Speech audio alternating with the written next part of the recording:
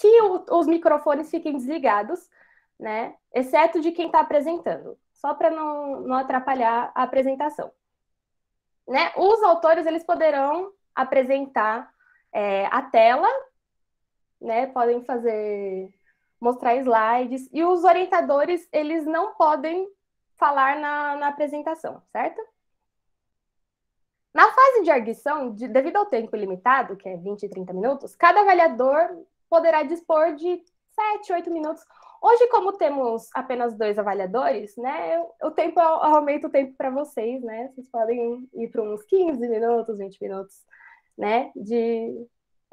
Fazendo perguntas, né?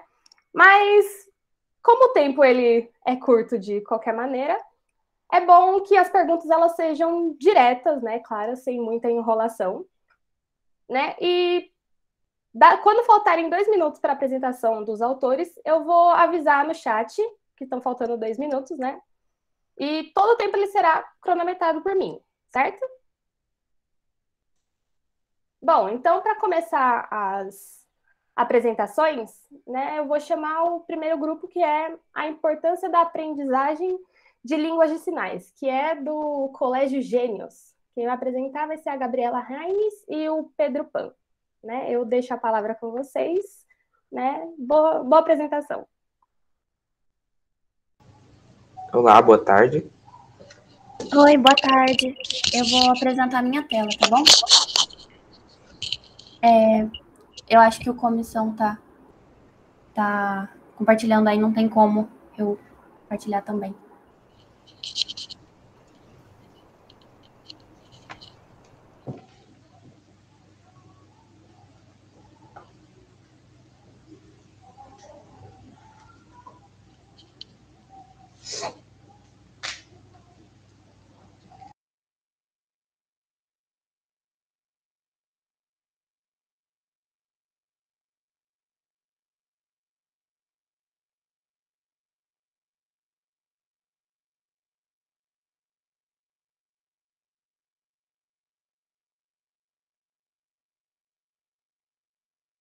Pronto, acho que deu para resolver, então pode começar. Vocês estão vendo minha tela certinho? Sim. Eu vou colocar aqui. Sim. Bom, primeiramente, olá, tudo bem? É um prazer conhecê-los. Eu me chamo Gabriela. Olá, eu sou o Pedro. E nós somos alunos do Colégio Gênios. E hoje vamos apresentar um projeto sobre a importância da aprendizagem de língua de sinais.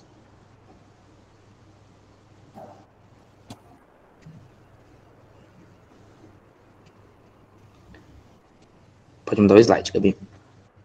Eu já mudei, não apareceu? Agora foi. Bom, é evidente que a participação de deficientes auditivos em instituições escolares é limitada. A pesquisa mostra que cerca de 7% das pessoas com surdez possuem ensino médio completo. Sabendo disso e de que é nítido a falta de integração de pessoas com surdez na sociedade, nós decidimos criar um aplicativo para que essa integração possa ocorrer. Com esse projeto, gostaríamos de apresentar a realidade em que as pessoas com surdez vivem e evidenciar a importância da aprendizagem de língua de sinais. Propondo uma ideia para que essa visibilidade da comunidade surda seja maior, principalmente no meio estudantil. Segundo a Agência Brasil, existem cerca de 10 milhões de pessoas com deficiência auditiva. Então, é mais que necessário que essa tensão, buscando a igualdade em direitos, seja implementada.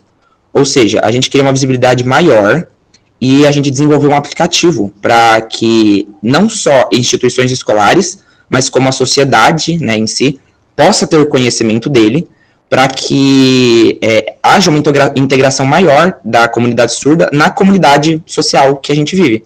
Né? Então, por exemplo, é difícil que uma pessoa do nosso cotidiano saiba falar em Libras. E é mais difícil ainda a gente conhecer uma pessoa que fala em Libras em escolas, né? É bem difícil a gente conversar com um amigo e tudo mais, e perguntar, você conhece alguém que fala em Libras e tudo mais, que é surdo? E é mais difícil ainda conhecer alguém que fala em Libras. Ou seja, há uma exclusão muito grande da sociedade por parte da sociedade desse grupo, né? Então, a gente desenvolveu um aplicativo para que essa integração possa ocorrer. seja dentro de instituições escolares, ou seja, os professores podem usar, a coordenação, os próprios alunos, ou fora de instituições escolares, por exemplo, em um mercado, em um açougue, em uma padaria, para que haja esse contato maior e que seja evidente que todo mundo conheça a língua de sinais. Pode passar. E, bom, a importância da aprendizagem de Libras. Desde sempre a gente aprende o português, que é a língua oficial do país, ou seja, a nossa comunicação com ouvintes é clara e eficaz, ou seja, a gente tem fluência na nossa comunicação com ouvintes. E, entretanto, quando a gente se trata de uma comunicação com não ouvintes, ou seja, de um ouvinte para um não ouvinte, a situação muda. Uma minoria da população sabe falar em Libras, ou seja, tem a comunicação com não ouvintes. Em um país onde 10 milhões de pessoas usam Libras como forma de comunicação, é de suma importância que essa aprendizagem seja implementada. Por isso, o desenvolvimento do aplicativo. Com jogos, ferramentas, o aplicativo que a gente desenvolveu, e, lógico, uma divulgação sobre o assunto por meio de empresas, órgão público, o incentivo para essa aprendizagem aumentaria, trazendo, assim, uma inclusão da comunidade surda, facilitando uma comunicação entre surdos e não surdos. Durante a nossa pesquisa, a gente viu que, dentre as 179 mil escolas que tem no Brasil, se eu não me engano, apenas 64 são bilíngues em Libra. Ou seja, 64 das 179 mil possuem uma forma das pessoas com surdez se comunicarem com ouvintes, e vice-versa. Então, nas outras, é quase inviável. Eu sei que, como lei, quando existe um aluno surdo, a escola tem que disponibilizar um tradutor durante as aulas. E uma das coisas que a gente vê muito se falando por que não uma escola só para pessoas surdas? Isso traria a total marginalização desse grupo, ou seja, colocaria eles dentro de uma bolha, eles ficariam apenas com, por exemplo, aconteceu alguma coisa na comunidade surda, só eles ali interagiriam, não teriam um contato com as pessoas externas, ou seja, criaria a exclusão, né? E não, a gente quer inclusão, ou seja, dentro das escolas em que pessoas ouvintes convivem, né, a gente queria a inclusão de pessoas com surdez. E dentro disso a gente trouxe o aplicativo, que a Gabi vai falar um pouquinho mais sobre. Bom, primeiramente, eu queria falar um pouquinho sobre a nossa pesquisa que a gente fez, né? Que foi a fim de concretizar as nossas ideias sobre a forma com que as pessoas à nossa volta entendiam sobre a língua brasileira de sinais e a comunidade surda. Nós realizamos uma pesquisa de cunho científico e concluímos que... Eu vou até mostrar aqui para vocês. E nós concluímos que tanto a renda familiar, a faixa etária ou até mesmo o nível de escolaridade não influenciaram nesses resultados, né? Aqui a gente tem algumas das respostas, né? E a gente pode ver que, apesar de toda a diversidade que a gente tem entre os nossos entrevistados, é nítida que podemos notar que uma parcela insignificante deles sabe falar em Libras, né? Analisando esses resultados também, nós notamos que uma grande maioria dos entrevistados alega que nunca buscou aprender o idioma, ou por não ter pensado no assunto, nunca ter pensado sobre, ou por não ter dinheiro para pagar algum curso. E por isso nós tivemos a ideia, né, de fazer o nosso aplicativo, que ele chama Inclibras, que é a junção de inclusão e Libras. E ele é um meio onde nós vamos evidenciar a importância da aprendizagem de Libras, e nós também compartilhamos cursos online e gratuitos para a iniciação no idioma. E, além disso, nós inserimos os cidadãos típicos, né, que são as pessoas que são ouvintes e não conhecem ninguém que se comunica através da Libras, na comunidade surda. Então, nós compartilhamos conteúdos de pessoas que abordam o tema, ou até mesmo pessoas que sejam deficientes auditivos. Eu vou entrar aqui pelo meu celular para mostrar para vocês o nosso aplicativo. Fazendo um gancho no que a Gabi disse sobre trazer pessoas da comunidade surda para o aplicativo, assim, com a ascensão das redes sociais, a gente pôde ver um leque muito grande de pessoas comentando sobre esse assunto, né?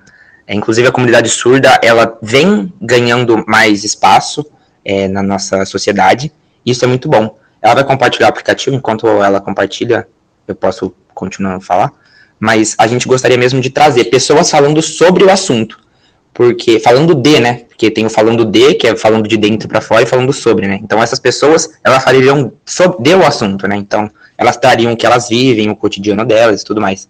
E a gente traria o espaço, que seria o aplicativo, para que eles possam falar de.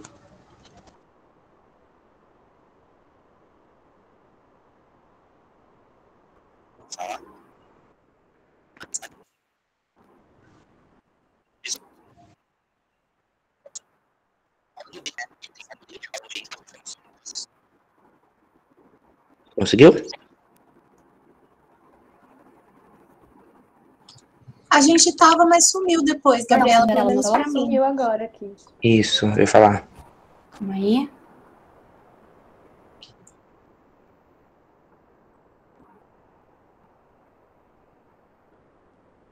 Calma aí.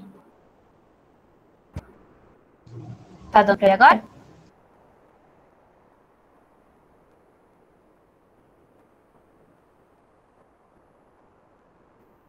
Aí, vou ligar de novo.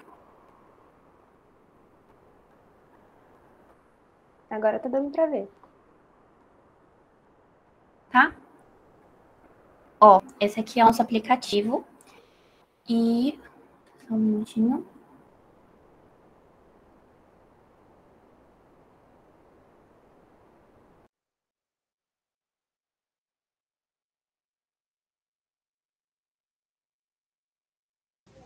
Bom, acho que ela acabou caindo, mas a gente desenvolveu o aplicativo, a gente conversou com um profissional da área, ele ajudou a gente nessa questão de programação e tudo mais. Essa bonequinha, ela chama Flora, ela tem 17 anos, é uma menina com surdez. Foi desenvolvida pela Gabi, ela desenhou, fez toda essa parte gráfica e tudo mais. Somos nós dois que desenvolvemos o aplicativo, essa é a Flora. A gente aqui, nessa abinha, seria a abinha dos cursos, onde a gente vai disponibilizar o curso gratuito, que o próprio, eu esqueci o nome da plataforma que disponibilizou o curso. Acho que se a Gabi conseguiu, esse daí, ó. EVG, Secretaria Virtual, eles disponibilizam o curso.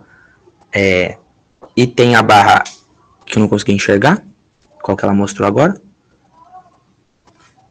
Mas aqui a gente vai disponibilizar um pouquinho da educação, né, que seria um pouquinho da história da comunidade, e a abinha de baixo, que são as pessoas, né, que a gente traria para falar um pouquinho, né, da vivência deles e tudo mais. A gente está em processo de desenvolvimento do aplicativo, estamos conversando com... Esse moço está dando esse apoio para a gente, ele chama Marcelo, ele é programador, ele está ajudando a gente. E... Gabi, descompartilha a tela rapidão. Ela ficou chateada que caiu, mas a gente está conversando com esse moço ainda e ele está ajudando bastante a gente. Estão conseguindo me ouvir? Sim. Vocês não viram nada do que eu falei? Não, eu estava falando enquanto você estava mostrando. Bom, o tempo acabou, então... alguma consideração final? Só concluindo mesmo que a gente vai desenvolver o aplicativo ainda, é uma coisa que a gente está buscando e tudo mais, conversando com algumas pessoas, e é mais ou menos esse nosso projeto, e o que a gente busca é mesmo a inclusão mesmo.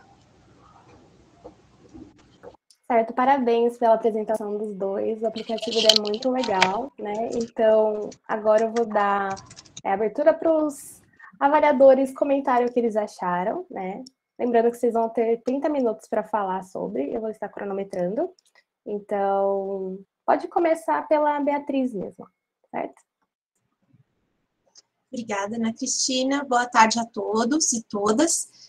Primeiro, parabenizar a iniciativa. São projetos como esse que trazem mais força, né, e uma maior cristalização, uma consolidação do campo acadêmico no Brasil, que é tão importante, não preciso nem ressaltar essa parte. Bom, gostei muito da pesquisa de vocês, gente, tenho alguns apontamentos para fazer, eu vou tentar ser sucinta para o Thales também poder fazer os apontamentos dele com o tempo, e daí a gente pode seguir para uma discussão, né? Eu acho que o que a gente chama de problema de pesquisa de vocês está bem desenhado, né? Eu entendi que vocês partem de um contexto que é o seguinte, a baixa quantidade de escolas preparadas para a recepção desses alunos versus a quantidade de alunos nesta condição e o direito, claro, que temos como cidadãos à educação. E uma solução que é muito importante, como melhorar isso, né? Quais as iniciativas poderiam ser tomadas?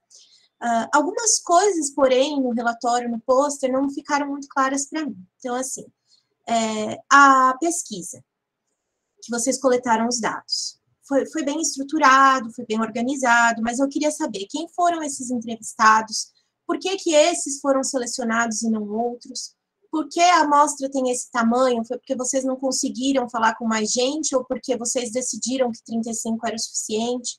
Porque algumas generalizações que vocês tiraram dessas respostas dos questionários são um pouco, por falta de palavra melhor, são um pouco perigosas para uma amostra tão diminuída, vamos dizer assim. Quando a gente faz esse tipo de pesquisa, que a gente, por exemplo, pode chamar de um survey, a gente entrevista muita gente. É claro que vocês não teriam braço para fazer isso sozinhos, né? E é claro que o questionário era necessário, mas só fazer esse apontamento aí, né? E sobre o relatório, eu gostei bastante, está muito bem escrito, muito bem organizado. Acho que não é necessário voltar à Grécia Antiga. Eu sempre falo assim para os meus alunos, até a Idade Média tá bom, mas eu entendo que vocês queriam trazer essa contextualização, essa antiguidade do problema, né? Mas o problema de vocês é bastante contemporâneo e diz respeito a um contexto bastante delimitado, com contornos delimitados, porque a gente está falando de Libras e não de qualquer outra linguagem, é brasileiro. Vocês estão falando de ensino, pelo que eu entendi, ensino básico, não superior. Então, talvez essa volta a esses contextos não fosse tão necessária. E, por fim, meu último apontamento, para a gente poder debater também, vocês falam muito em exclusão e exclusão. Inclusão e exclusão. É claro que a inclusão é mais do que necessária, é claro que é um tema sensível e importante, né? Basicamente importante para esta temática. Mas, ao mesmo tempo, vocês até comentaram um pouco, trazer pelo meio do aplicativo um olhar né? Um olhar de quem está de dentro. Mas eu acho que isso faltou um pouco e isso poderia ser explorado se vocês dessem continuidade à pesquisa. Então, porque esse olhar de inclusão, na verdade, é um olhar, por mais honesto e gentil que seja, um olhar de fora, de quem está de fora. Não é um olhar da comunidade. Ou, pelo menos, não é algo que vocês construíram, uma conclusão que vocês chegaram juntamente com isso que vocês chamam de comunidade de surdos, né? A gente tem até de saber, é uma comunidade, não é uma comunidade? O que tem em comum entre eles para se chamarem assim? Né? E o que eles querem? Né? Como que se interagem? Como que se dá o funcionamento da própria cultura deles? E não simplesmente pensar nessa inclusão como alguém que está de fora disso. Então, o que eu sugeriria, se fosse dar continuidade, se fosse realmente chamar essas pessoas surdas para fazer parte do aplicativo e tudo mais, é o que a gente chama, na antropologia e nas outras ciências sociais, de etnografia, né? É uma observação, uma pesquisa de campo que não é um questionário, não é a aplicação de entrevistas, mas é uma espécie de interação, de observação, na qual você também participa, enfim, um processo mais longo, que você permanece com essas pessoas e entende um pouco, vamos dizer, a dinâmica cultural delas, né? Eu acho que, por mim, é isso daí. Não sei se eu ultrapassei meu tempo, desculpa. Fica tranquila, você ainda sobrou tempo. Então passo a palavra para o Thales. Oi, gente. Olá a todas e a todos. Primeiro, parabenizar, eu acho que é um assunto de extrema importância. É um trabalho bem amadurecido, né? Assim, se for pensar onde vocês estão produzindo o quê, claro que toda vez que a gente vai fazer uma análise, a gente tem que colocar isso, né? Com que público que a gente está discutindo. Mas eu acho que a professora Beatriz, ela me contemplou muito na fala. Também tive a sensação que a justificativa está muito bem amarrada, né? Você tem um porquê que vocês querem fazer isso, que é o que a gente chama de justificativa científica, né? Tudo que você vai fazer dentro do campo da ciência, você tem que justificar. E a justificativa não pode ser, porque eu gosto do tema, ou porque eu quero fazer sobre isso. Às vezes a gente começa assim, depois a gente dá um jeito de entender qual que é a importância do seu problema, né, da sua questão. Então, acho que isso está muito bem resolvido, do ponto de partida. E o que eu senti muita falta foi o desenvolvimento da metodologia, como a Beatriz também comentou, né?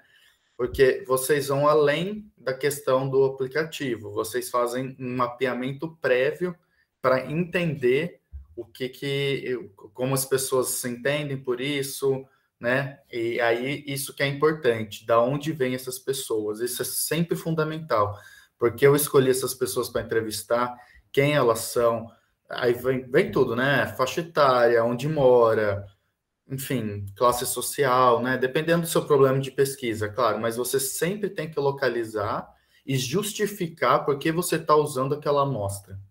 Então, você pode falar assim, eu estou usando a amostra da escola X. Então, tudo bem, a escola X tem tantas pessoas e a gente fez a entrevista com tantas pessoas.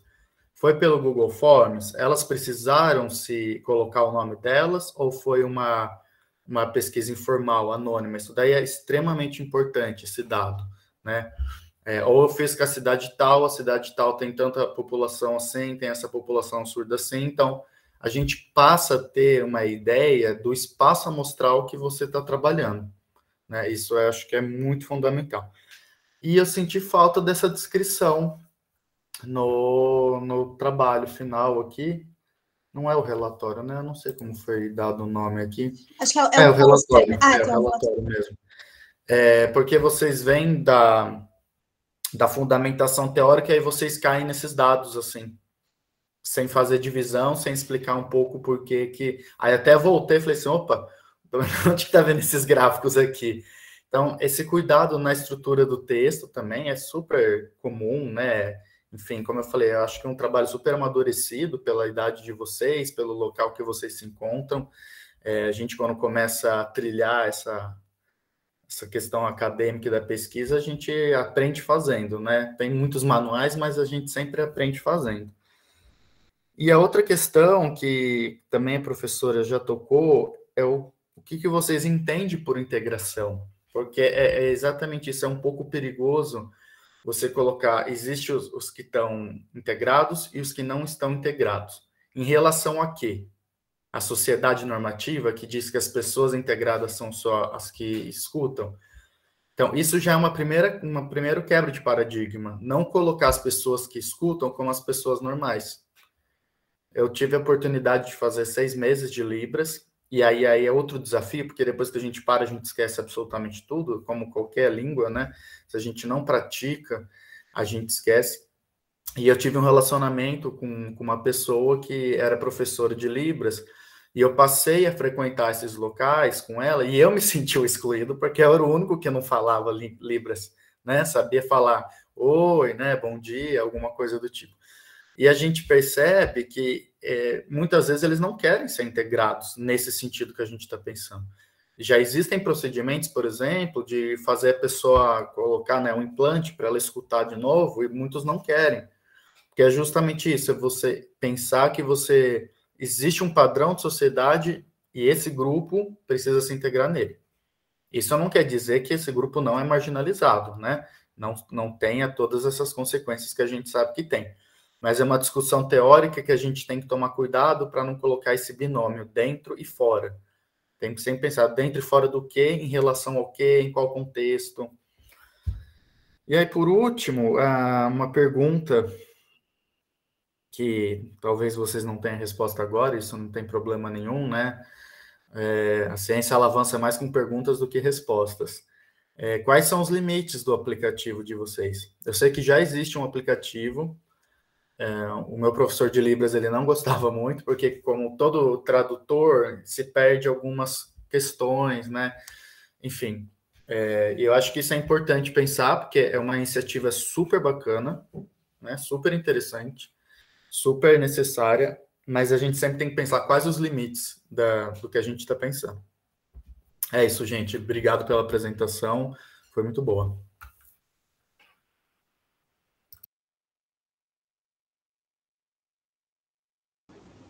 A gente pode responder agora? Pode. Então tá bom. Bom, primeiramente, muito obrigado pelas considerações. Sobre as perguntas que a Beatriz fez, que ela falou sobre a nossa pesquisa, né? Como que a gente administrou isso. Bom, a nossa ideia, tudo começou quando a gente recebeu o convite do nosso professor em relação à feira. E a gente falou assim, então que tal a gente criar uma amostragem para a gente ter uma noção baseado nas pessoas da nossa escola. Nossa escola é uma escola pequena, a gente conta com quase acho que 700 alunos, mas em questão de ensino médio, que seriam as pessoas, né, que teriam esse conhecimento maior, a gente conta com chutando alto, uns 50 alunos. Então a gente fez essa pesquisa dentro do ensino médio, mais ou menos, né?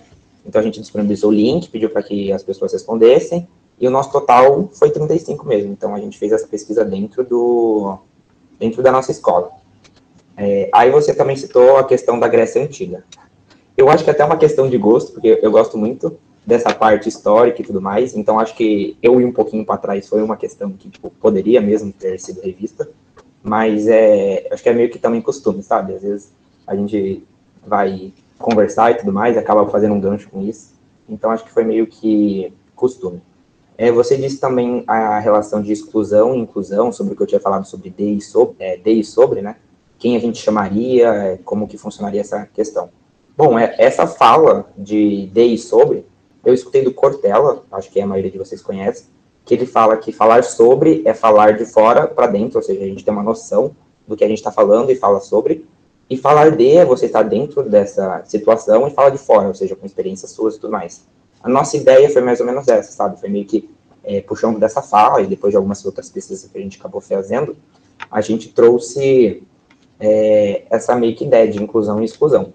Aí já fazendo um link com o que o Thales disse sobre o grupo excluído, às vezes eles não querem inclusão e tal, a gente se baseou bastante em pessoas que a gente escutou ao longo sabe, bem assim, nessa ascensão da rede social, TikTok, Facebook, Instagram, que a gente escuta, às vezes, eles falando sobre a comunidade surda e tudo mais, sobre o que eles acham, como eles achavam que poderia ser, questão de acessibilidade, por exemplo, ter um intérprete dentro de correios, dentro de mercado e tal, porque é uma coisa que a sociedade ainda não sabe falar em Libras, então às vezes fica um pouco complicado para que eles se comuniquem, né?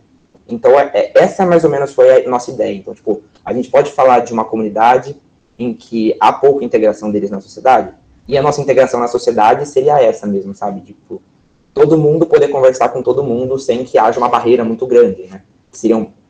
A gente tem até em mente, nossa, falar em Libras e falar em português, duas coisas mega distintas, né?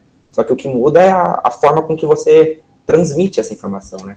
Então a gente queria mesmo essa acessibilidade e essa inclusão que a gente queria, né?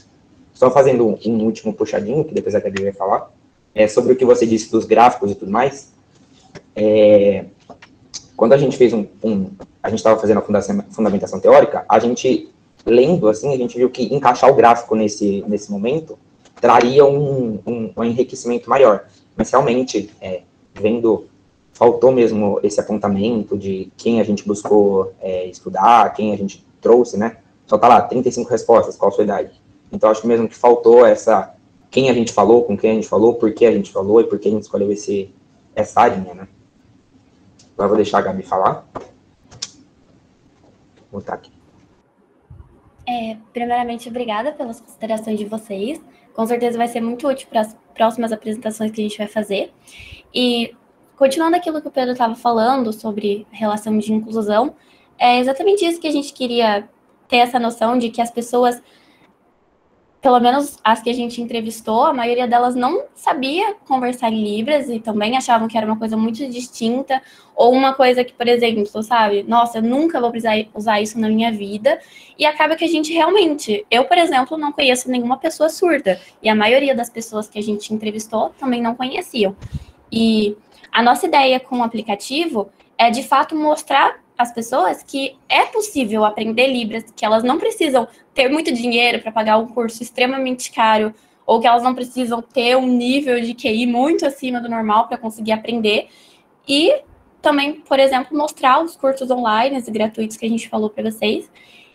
E realmente integrar, né? Porque, assim, uma coisa, na minha opinião, assim, pessoal, eu acho que é muito mais educado a gente falar para uma pessoa que a gente não consegue entender Libras, ou que a gente não vai conseguir se comunicar com ela falando em Libras, do que se eu simplesmente falar, não sai daqui, não, sabe? Às vezes a pessoa, ela pode se sentir muito mal com isso, e ela se sentir excluída, sabe? Nossa, ninguém consegue entender o que eu falo, o jeito que eu falo. E aí, essa era a nossa ideia principal. O Thales até comentou sobre o fato dele ter conhecido uma professora, né, e ter ido nesse meio, e é mais ou menos exatamente isso, sabe? A exclusão, ela pode ser gerada dos dois lados? Sim, vimos que sim. Mas se, por exemplo, você conseguisse falar em Libras, você acha que você se sentiria excluído? Então, tipo, se a gente trazer um senso de que, tipo, vamos agora todos tentar aprender Libras. Óbvio que isso não é uma coisa de hoje para amanhã, é uma coisa que deve ser trabalhada. Inclusive, é a função do nosso aplicativo, que você também perguntou, qual seria o limite do nosso aplicativo. Seria uma coisa informativa, por exemplo, trazer a ideia dos cursos, falar sobre a comunidade surda, trazer pessoas que falem sobre também, né? Então, esse é o nosso limite, é um aplicativo informativo, que a gente pode trazer cursos e tudo mais. E a diferença para o aplicativo tradutor é que o aplicativo ele tem a objetificação de traduzir, né? Que eu acho que o mais conhecido é o HandTalk, né? O nosso é mais informativo mesmo. A gente poderia citar o HandTalk, por exemplo, caso alguém queira se comunicar e não saiba Libras, então usa ele. Então, esse é o limite do nosso aplicativo. E trazer o senso também de que a aprendizagem de Libras é, sim, importante para todos, né? Para que não haja exclusão de nenhuma parte. Só mais uma coisinha que eu queria falar, que eu tinha comentado antes, mas aí eu caí, deu uns probleminhas, né? Que eu acho muito interessante, porque fazendo a pesquisa para esse projeto, eu aprendi muita coisa. Por exemplo, eu conheci um canal no YouTube que eu achei, assim, incrível, é muito bom para quem está querendo aprender, e também para conhecer mais sobre a comunidade surda brasileira, que é uma coisa que a gente acaba não escutando muito falar, né? Não é debatido sobre nas escolas, a gente não conhece muitas pessoas da comunidade. E eu conheci um canal no YouTube muito bom, que chama A Moda Surda, que me ajudou muito a falar sobre as pesquisas, sobre a comunidade, porque era uma pessoa que estava incluída na comunidade, que conhecia, e ela faz muitas entrevistas, né, com outras pessoas surdas, e eu acho que isso me ajudou bastante, é uma coisa que a gente vai trabalhar também no nosso aplicativo. Bom, vocês ainda têm 11 minutos, se os avaliadores quiserem fazer mais algum comentário final, mais alguma pergunta, sintam-se à vontade. E os autores também, se quiserem comentar mais alguma coisa. Eu só queria fazer um último comentário. Porque a gente, às vezes, acha que, por exemplo, existem pessoas que nascem e pessoas que tornam-se surdas, né? As pessoas que nascem, ela tem já a ideia da língua portuguesa, né? Porque quando a gente é criança, a gente é alfabetizado e tudo mais. As pessoas que não nascem surdas, perdão. E as pessoas que nascem surdas, elas não têm essa ideia. Ou seja, a Libras é mais importante nesse aspecto também. Porque, às vezes, a pessoa que é alfabetizada, ela pode, tipo, escrever, sabe, dar uma ideia para tentar comunicar com você. A pessoa que nasce surda, ela já não tem esse conhecimento prévio, né, da língua portuguesa. Aí o uso da Libras seria fundamental. Isso é uma coisa também que a gente vai querer trabalhar no nosso aplicativo, que eu não sei vocês e o Pedro, mas eu já escutei muitas pessoas falarem, nossa, mas Libras não é importante, se a pessoa quiser conversar é só você escrever para ela e mostrar o papel, só que não é todo mundo que tem essa capacidade, né? Isso é uma coisa que eu também não saberia se eu não tivesse ido, parado e pesquisado, lido vários artigos, que é uma coisa que poucas pessoas vão parar para fazer, né? Não sei se no começo deu para ver muito bem, porque eu acho que estava um pouco travado. A Gabi, ela tá fazendo um curso de Libras, desse gratuito, né? Ou seja, a gente está tentando buscar realmente buscando essa realidade para o nosso projeto. Inclusive, quando a gente estava escrevendo a fundamentação teórica, que, nossa, deu muito trabalho, mas humildemente, eu achei que ficou bem boa, sabe? Achei que a gente conseguiu trazer o que a gente queria. A gente viu muitos dados e muitas informações de coisas que, tipo, a gente, pera, nunca pensei nisso, sabe? Isso é comum. Tipo, a gente tem 10 milhões de pessoas surdas. No Brasil, a gente tem 200 milhões de habitantes, sabe? É muita gente.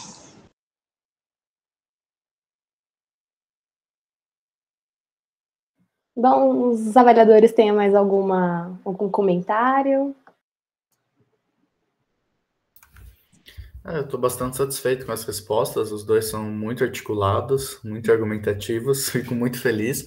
Há 11 anos atrás eu estava no lugar de vocês, também participando de uma feira científica da ITEC, FATEC, isso me trouxe muitas memórias. Felizmente era presencial, né, mas espero que em breve a gente possa voltar a ter mais esse contato. E só parabenizar mais uma vez, acho que a iniciativa é muito bacana mesmo. Muito obrigado, viu? A gente que agradece a oportunidade. Eu também estendo meus parabéns. Eu acho que é um projeto que merece continuidade, com certeza, um projeto que merece investimento intelectual de ambos. Vocês falaram e trouxeram muitas coisas que eu acho que poderiam ser inseridas, inclusive, no relatório, né? Tudo isso são... A gente não precisa partir do que a gente chama de um método pronto para conduzir uma pesquisa. Na maioria das vezes, o que acontece é que o próprio objeto de pesquisa, no caso de vocês, esse problema que a gente citou, né? Ele vai pedindo um determinado método, uma determinada forma da gente pesquisar, da gente juntar dados, da gente articular informações. E as coisas que vocês falaram aqui são valiosas também para pesquisa, podem ser incorporadas lá. Então, eu entrei em YouTube, eu entrei em redes sociais.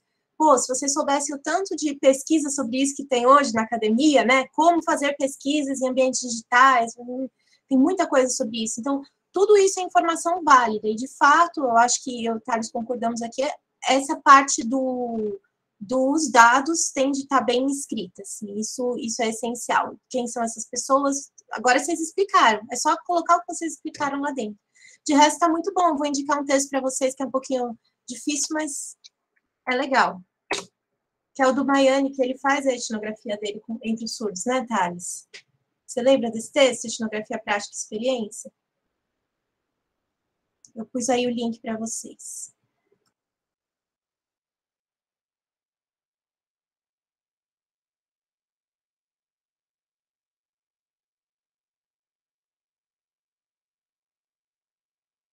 Mais algum comentário?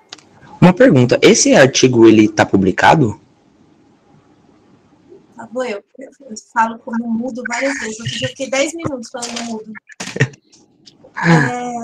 Tá publicado nessa revista. Cielo, né? Que não sei que revista que é. Eu acho que é Não, Horizontes Antropológicos. É lá da URGS, de Porto Alegre.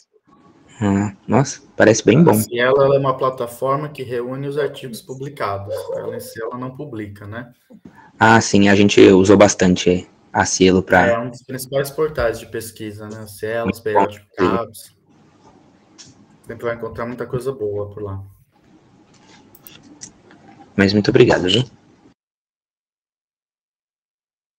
Bom, se ninguém mais tiver nenhum comentário, novamente eu gostaria de parabenizar o grupo, né, e pedir carinhosamente que vocês fiquem até o final, né, apreciem os próximos grupos, né, e no finalzinho a gente tira uma foto da chamada, certo? Muito obrigada. Obrigado. Bom, então agora vamos continuar com as apresentações, né, e o próximo grupo é o de a permanência da ideologia nazista em movimento, da ETEC deputado Salim Sedé, né, com o Juan, o Murilo e o Paulo Henrique, né. Novamente, explicando, vocês terão 10 minutos para apresentar, eu vou estar cronometrando, quando faltar 2 minutos eu vou avisar vocês no chat, certo? Então, passo a palavra para os meninos e bom trabalho e boa sorte.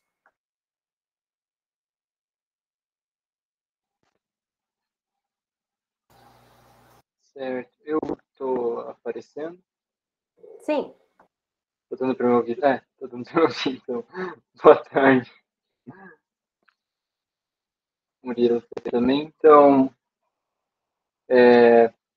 nosso trabalho foi feito aqui na nossa escola de ensino médio, na ETEC, porque por uma série de motivos. A primeira foi que a gente notou, o Paulo, na verdade, nosso diretor, que é professor de história, ele veio notando um crescente aumento de notícias sobre disseminação de ideias nazistas e neonazistas, muito por conta desses últimos governos, uma direita extrema crescendo cada vez mais, um negacionismo, fake news, e isso foi gerando uma série de problemas. E com a pandemia, com os alunos não tendo acesso correto à escola, muitas vezes, não conseguindo ter as aulas de forma devida, ou até mesmo os professores não conseguindo dar as aulas devidamente para os alunos, esse número de informação acabou crescendo cada vez mais. E como o nazismo é um tema extremamente sério, complicado e perigoso até para a sociedade no futuro, a gente resolveu levantar um questionário com os alunos que chegaram do nono ano, né, para o primeiro ano aqui da nossa escola de ensino médio, para entender o que eles pensam, se eles têm conhecimento sobre o assunto, se eles chegaram a ouvir falar na escola, em outros lugares, o que eles sabem, se não sabem, se querem se posicionar ou não, para, então, dependendo dos resultados, a gente trabalhar melhor essas matérias nos 3 anos em que eles vão ficar aqui na nossa escola, e no terceiro ano ser levantado um novo questionário e analisar se houve uma mudança, se o número de alunos que não queriam se posicionar, ou que talvez não tinham conhecimento sobre o assunto passaram a ter, se as pessoas que talvez simpatizavam com algumas ideias, por se informar mais, por fontes confiáveis apresentadas pela nossa escola, se elas mudariam de opinião e como isso afetaria nesse comportamento. Então, aí a gente chegou nos seguintes dados, que eu vou compartilhar aqui.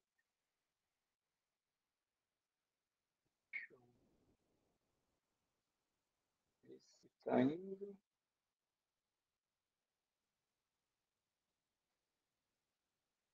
Está dando para ver a minha tela? Sim. Bom, agora eu posso comentar um pouquinho sobre os dados, né? Bom, a gente perguntou a idade dos alunos, né? Já que o questionário foi aplicado em maior parte para a galera que está entrando no primeiro ano do ensino médio. E, como vocês podem ver, 75% deles responderam que tinham 15 anos. É interessante isso porque quem está entrando agora no ensino médio teve aquele ano de pandemia, que é o 9º ano, inclusive, e nesse ano você tem aquele contato com o nazismo, né, muito forte, assim, e a gente está fazendo a pesquisa justamente com eles para saber como que foi o contato deles com o nazismo, certo? E se, por exemplo, como a pesquisa ela tem uma continuidade, a gente pretende fazer quando eles estiverem no terceiro ano, a gente quer ver como é que vai ser o resultado, se o resultado ele teve alguma mudança ou se ele não teve alguma mudança. A gente também perguntou o sexo, o que influencia muito, porque geralmente quem tem tendência a ser nazista ou que tem tendência às ideias de militarismo, essas coisas, são homens, então pode ser que isso influencie os dados, diminuindo a quantidade de simpatizantes na pesquisa. Pode passar, Rua. A gente também perguntou a cor. Uma coisa muito importante é que a maioria é branco, o que isso também influencia na pesquisa, porque, vamos supor, se a maioria fosse negros ou pardos, isso influenciaria na pesquisa de outra maneira, tendo como ideia principal de que o nazismo ele pregava a superioridade da raça ariana. Pode passar, Rua. E aqui a gente tem um dado muito importante, que é o primeiro dado que a gente realmente pega assim para analisar, que é a escola, né? O primeiro contato onde a galera teve contato, onde a galera teve com o nazismo foi na escola, o que é uma coisa boa, porque a escola ela vai passar os dados de maneira correta. Filmes e livros também foi o segundo lugar, que também é bom, né? É uma coisa muito importante, que a galera pesquisa realmente nos livros. E o problema está aqui na internet, que na verdade esse terceiro lugar aqui de onde teve o contato, na internet é ruim, por quê? Porque na internet você vê muita galera simpatizante, ainda mais agora, né, de 2019 para cá, teve um aumento de uma galera aí que simpatiza com esse movimento. Pode passar, amor. Eu separei até algumas notícias aqui sobre essa questão do aumento de disseminações mesmo de ideias neonazistas, o crescimento que houve com o passar desses anos, tem diversas notícias que apontam isso. Justamente por causa do governo também, né? Depois que o governo assumiu, teve uma crescente aí. Né? Sim. Pode passar, João. Obrigado. Aqui é uma coisa interessante, né? Que, por exemplo, você pergunta para a pessoa qual que é a primeira imagem que ela tem construída na mente dela sobre o que é o nazismo e vem a suástica, que nada mais é do que um símbolo. E isso não diz nada sobre o que é o nazismo, né? O certo seria ver uma coisa o que realmente ele foi, né? Que foi basicamente o Holocausto. Ele foi uma coisa ruim. Por isso que se as pessoas elas continuarem associando somente ao símbolo, ele vai continuar se propagando. E assim você vai ver toda vez o símbolo escrito, por exemplo, na escola, escrito em carteiras, né, por lápis, caneta. escrito em lousas, em paredes, ou então em qualquer outro prédio que a galera vai lá e picha. Tem gente que usa aqueles negocinhos aqui no braço, como o moleque que estava no shopping.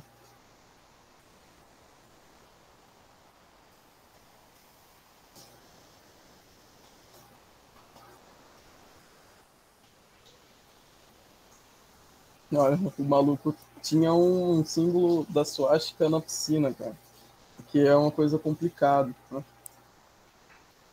É um professor.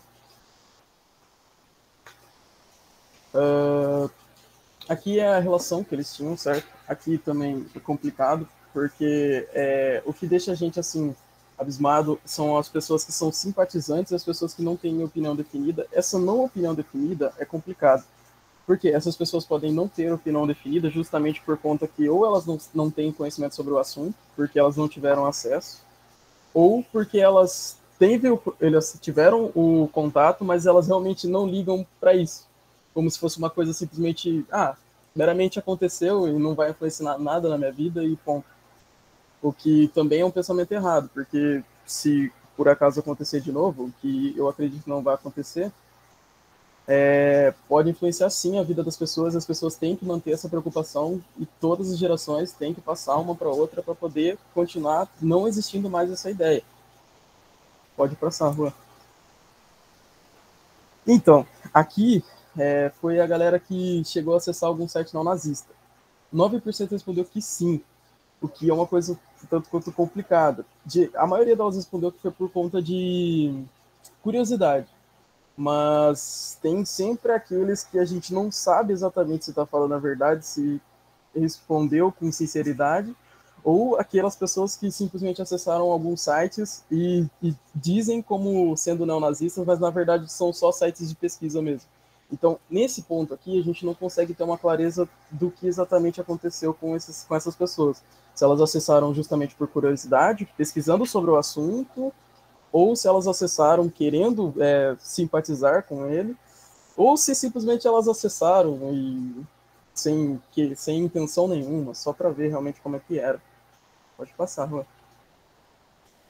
Aqui, 4% das pessoas responderam que traria alguma forma de benefício para elas, o que não faz muito sentido, apesar de que realmente algumas pessoas pensam que o nazismo foi bom ainda, né? Que ele foi bom economicamente falando, que ele reergueu a Alemanha, o que é complicado, porque se isso realmente aconteceu, as pessoas estão ignorando o fato de que o Holocausto também aconteceu. E você não pode trocar uma cajadada por outra coisa. Você tem que pensar sempre que você tem um lado bom de uma coisa, mas você não pode ser tomado por aquele lado bom ou pelo lado ruim, porque, por exemplo, as pessoas que analisaram como sendo bom para elas provavelmente são brancas, certo? E são daquela classe social que apoia, entendeu? Então, tipo, é aquela panelinha que realmente tá ali porque os caras, eles vão ser beneficiados mesmo disso. Ou, às vezes, o cara só respondeu porque ele não tem conhecimento sobre isso. O que é isso que a gente pega nessa pesquisa. O conhecimento que falta para as pessoas sobre um determinado assunto, que é o nazismo. Pode passar, mano. Até acaba entrando aquela questão de os fins justificam os meios. Né? Geralmente, as pessoas que defendem que sim, o nazismo reergueu a Alemanha após os problemas causados pela Primeira Guerra, só que elas esquecem de como isso aconteceu, quais foram os fatos, quais as atitudes que o Hitler tomou, como realmente a Alemanha se reergueu, qual foi o custo para uma certa parte da população. Não é só economicamente, mas tem que ver como isso aconteceu para todo mundo. E, geralmente essas pessoas acabam deixando de lado essa parte, focam mais na economia, que realmente foi um ponto positivo, mas não dá para esquecer exatamente o que foi utilizado para que houvesse esse reerguimento. Aqui, né, 2% respondeu que o regime nazista seria o modelo ideal para o país, o que é complicado. Essas pessoas, elas insistirem num sistema que, cara, o Brasil, né, a maioria do brasileiro ou é pardo, né, ou tem... Tipo, o Brasil é um país muito acolhedor, apesar de ter todos esses problemas dele. Então, as pessoas responderem que é um modelo legal para o país é uma coisa muito complicada. As pessoas realmente não tinham conhecimento do que exatamente era o nazismo, né? O que reforça a ideia. O tempo acabou, podem ir para as considerações finais.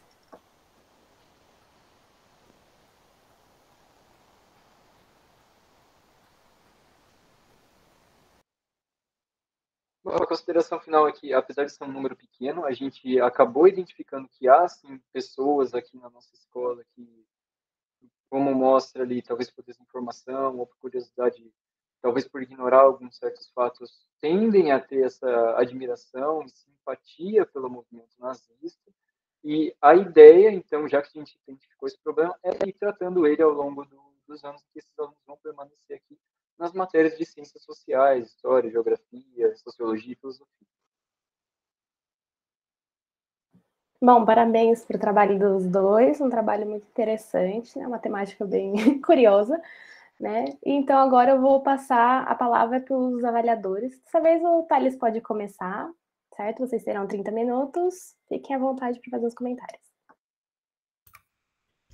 A gente queria parabenizar pela apresentação, eu acho que é um tema extremamente relevante, é um tema extremamente atual, e eu acho que vocês acertam muito quando vocês pontuam que parte desse aumento se dá pelo atual presidente, e eu não tenho medo e nem dúvidas que isso é por isso, porque quando você tem uma ideologia no poder, né, uma ideologia que representa, as pessoas se sentem mais confortáveis para assumir aquilo que elas pensam, né? Até tem algumas análises que dizem que a partir de 2013, né, a direita ela sai do armário.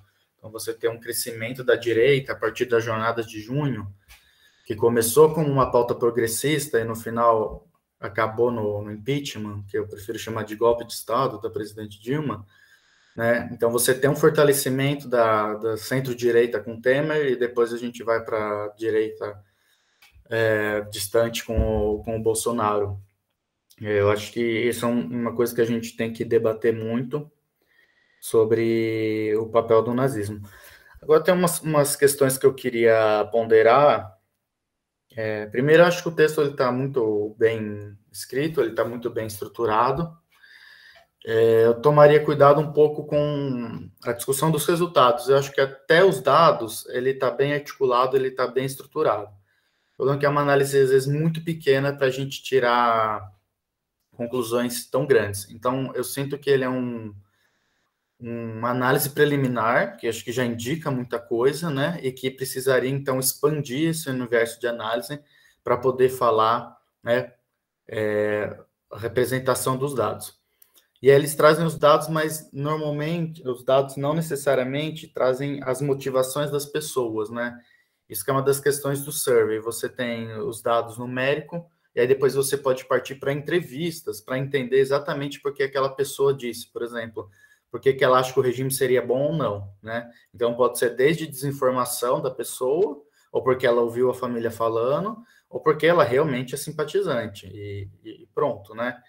E aí é uma das coisas que acho que vocês trazem no começo do texto, que as pessoas podem ter desconhecimento, manipulação, mas também tem que levar em consideração essa parte simpatizante, né? Que ela existe, né? Quando o Bolsonaro ascendeu, muitas das pessoas falaram, mas as pessoas estão confusas, não sabem exatamente o que ele é, mas ele tem uma base que sabe exatamente o que ele é, que é essa base do extermínio, que é o que a gente está observando agora com a pandemia e com todas as ações que ele tem feito. Se a gente voltar um pouquinho na história do nazismo, o Hitler ele ascende, né, porque a Alemanha estava quebrada no pós-Primeira Guerra, e ele ascende democraticamente, né? Depois que ele é eleito chanceler da Alemanha, que ele dá o golpe de Estado para não sair de lá. Mas ele é eleito democraticamente. Então, tinha parte da parcela da população da Alemanha, né, e depois o que vai constituir o Terceiro Reich, que apoiava. E aí tem até uma autora que se chama Hannah Arendt, que ela vai discutir a banalidade do mal, né? A gente convive com diversas coisas que moralmente a gente considera mal hoje, e a gente prefere fechar os olhos para muitas delas, né? Então, o nazismo ele tinha uma estrutura burocrática gigantesca, E as pessoas que trabalhavam dentro dessa estrutura sabiam o que elas estavam fazendo, né? E eu tive a oportunidade de visitar Auschwitz há 2 anos atrás, né, e alguns campos de concentração, passei pela Polônia, e você vê a dimensão territorial, né, é absurdo. O gueto de Varsóvia, que ficava no meio da cidade, quer dizer, aquela população, ela sabia o que estava acontecendo. E hoje a gente também escolhe as populações que a gente quer deixar morrer na pobreza, nas favelas, né? E são por meio de políticas, que às vezes a gente prefere fechar os olhos porque os problemas e as questões são muitas, né? E aí a gente culmina no nazismo, ou fascismo, né? Que ele está entre a gente como ideologia, como a foto da piscina mesmo, se eu não me engano, era um professor de história, né? E aí que traz a outra questão. Que tipo de educação nós queremos? Falar em educação não significa que ela sempre vai ser uma educação progressista, uma educação dita de esquerda, ou como queiram usar. O nazismo, ele educou para a finalidade que ele queria. Tudo é uma educação, tudo, não importa se é dentro da escola ou se é fora de escola, a gente passa a nossa vida sendo educado, né, para fazer tal coisa. Então, é preciso discutir, pós-45, pós-Segunda Guerra, a gente vai ter o que a gente chama da Escola de Frankfurt, que foram autores e autores que se debruçaram sobre o papel da educação justamente para que isso não acontecesse mais. Então, a gente tem se vocês pesquisarem aí, autores da Escola de Frankfurt, vocês vão ver que tem um debate extenso, gigantesco, sobre o papel da escola e sobre a importância, né? Mas quem educa, como se é educado, a gente tem que pensar em todas essas questões. E a outra parte que eu considero super interessante do texto de vocês é os neutros, né? Isso a gente observou, o papel dos neutros em ficar quieto, mas eles também, de alguma forma, compactuam com o que está acontecendo ou não, né? Enfim, eu acho que minha fala é por aí, aí eu passo para a professora Beatriz, eu peço desculpas que eu estou com suspeita de Covid, então eu estou um pouco zonzo, mas seguimos aqui com vocês. Obrigada, professor. Eu espero que você fique bem, tadinho. É difícil passar por esses momentos, né? Quanto medo a gente já não passou esses anos. Vamos lá. Bom, faço das minhas palavras a do professor Tales também. A temática apesar de ser muito delicada, ela é extremamente importante. E eu achei muito interessante que vocês trouxeram isso para um universo jovem, para um universo que muitas vezes não é foco das investigações, né, científicas, ou mesmo jornalísticas, ou de qualquer outra natureza. Eu achei que o problema de pesquisa de vocês, o que vocês estão querendo indagar, o que vocês estão querendo saber, né? Tá claro, os objetivos também estão claros, gostei que vocês separarem objetivos centrais e específicos. Toda essa estruturação de um texto acadêmico é muito importante, especialmente se vocês querem seguir essa carreira, né? Ou carreiras correlatas. A gente tem de ser bastante detalhista e bastante transparente no que a gente quer fazer, em como a gente quer fazer, a hipótese que a gente tem, etc. etc. Né? Tem uma questão que eu acho que vocês poderiam trabalhar, se forem dar continuidade, que eu acho que o que está um dos temas centrais, aí, que está na raiz do problema de vocês, é a questão da diferença. Porque nada mais é do que tratar o diferente de determinada forma, né? Correto? Assim, colocando com palavras simples, né? Então, essa é a ideia de um outro, que não sou eu, que é diferente de mim. E que está na raiz da disciplina que a gente chama de antropologia, né? Que vai falar sobre a alteridade. Então, é um outro com E maiúsculo, como se fosse um sujeito mesmo, né? Então, isso acho que pode ajudar bastante vocês a mapear como a ideia de diferença é articulada ao longo do tempo, né? E mapear pontuando eventos históricos como este, né? Que é um evento trágico, horroroso, mas que traz muito o que aprender com ele, né? E é muito o que desenvolver, muito potencial teórico-analítico dentro de problemáticas dessa natureza. Agora, só continuando, alguns pontos que o professor Tales falou, eu achei perfeito que ele falou, né, o questionário, eu acho que eu chamaria de sondagem de campo, né, é um momento muito importante da pesquisa. A gente chega já em campo meio que informado sobre as coisas, essa é uma diferença muito clara entre o que a gente chama de quem é o pesquisador, no caso vocês, ou pesquisadora, e o pesquisado. Né? A gente chega com essa, vamos dizer, vantagem, entre aspas. A gente já sabe algumas coisas sobre o que a gente vai pesquisar, que o pesquisado ainda não sabe. Mas essa sondagem de campo é muito importante, porque ao longo da pesquisa, a gente sempre vai modificando as coisas que a gente quer saber, os métodos. Isso é inerente, isso acontece naturalmente em qualquer pesquisa. Né? Então, essa sondagem de campo é um momento crucial. Eu acho que, se vocês levarem esse questionário como uma inserção, uma sondagem do tema, ele é essencial aí. Né? Também a questão das entrevistas, estava até escrito aqui.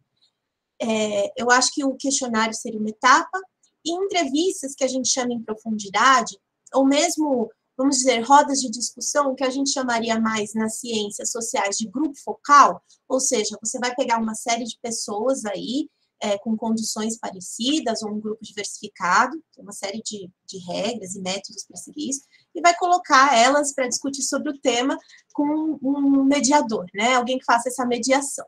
Então, talvez esse tipo de técnica de pesquisa seja favorável para dar continuidade, para vocês conseguirem captar algumas coisas, algumas nuances que o questionário não vai conseguir captar, como é justamente o caso desses supostos neutros, dessa neutralidade que é preocupante, de fato, mas que ela tem de ser investigada.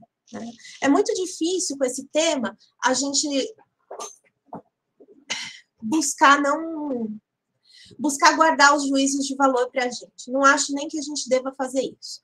Mas, dentro das técnicas de pesquisa e dentro do método que a gente vai estar construindo, essa pretensa ou essa busca de neutralidade, que é impossível, mas é uma busca, vejam bem, não é que a gente vai atingir, mas é uma busca, ela é importante. Então, tem um autor da antropologia que ele chama Clifford Geertz, e ele faz até uma anedota assim, se numa cirurgia os médicos não conseguem esterilizar o ambiente 100%, né, que seja 99,5%, isso não quer dizer que eles vão pegar a pessoa que vai fazer a cirurgia e abrir ela no meio da calçada junto com o esgoto da sarjeta. Então, é essa ideia de busca. A gente nunca vai conseguir atingir 100%, mas é uma busca, é um anseio pela ciência, pela construção da ciência. Né?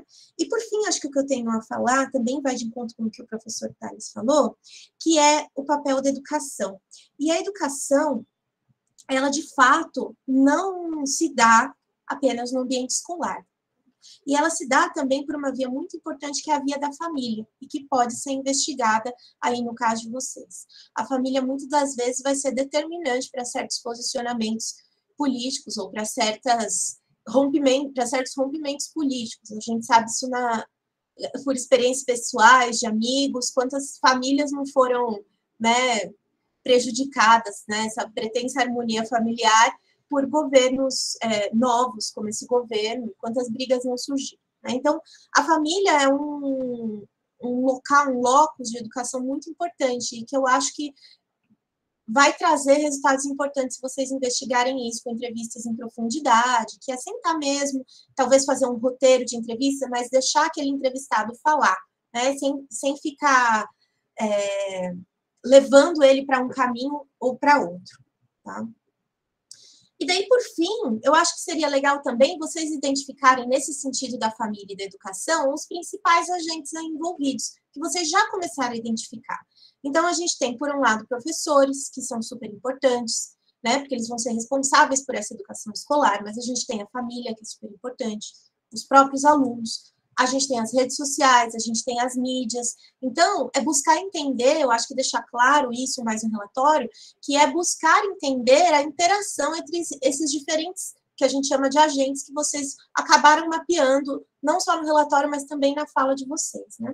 E eu só fiquei com uma curiosidade, se vocês chegaram a realizar algum mapeamento, ou mesmo uma captura, um arquivo, dessas imagens, por exemplo, sei lá, de pichação, ou enfim, no ambiente escolar de vocês, se teve alguma coisa correlata a isso. Também termino aqui a minha explanação.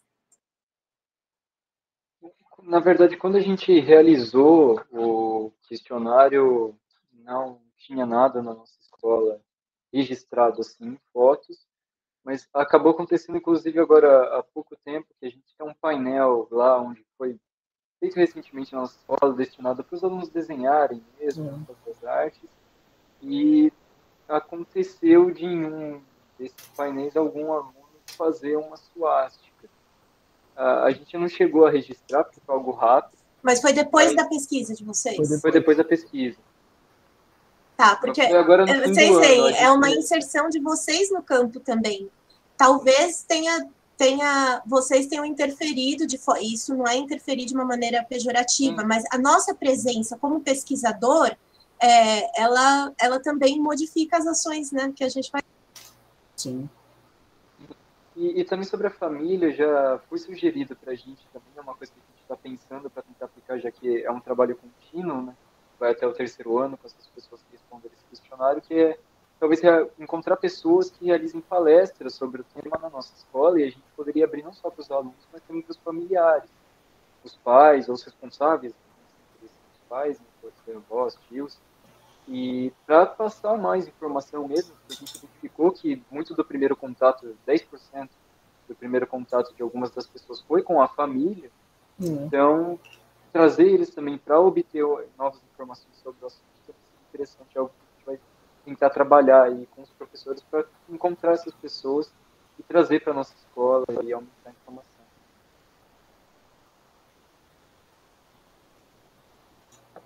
Os autores têm mais algum comentário? Os avaliadores também? Sinta-se à vontade, ainda tem tempo.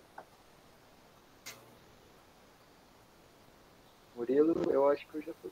Eu acho que tá tranquilo. Eu queria comentar só mais uma questão. Eu acho importante, talvez não precise constar no trabalho, mas a título de vocês conhecerem, né?